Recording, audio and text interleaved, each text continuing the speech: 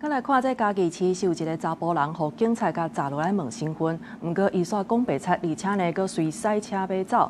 警方是沿路落尾，总算是顺利包围车辆掠人。原来这个查甫人就是通缉犯，目前已经依法改侦办。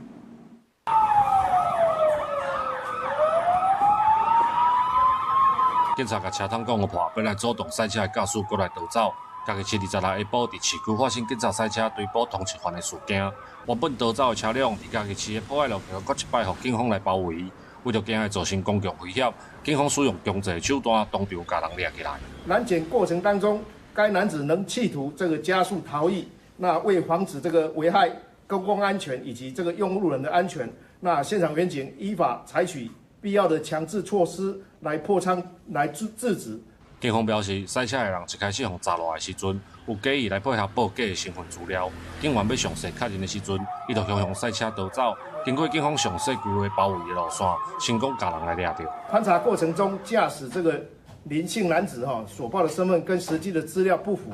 那员警进一步查证的时候，该名男子突然驾车逃逸，那员警就立即通报并展开拦截围捕。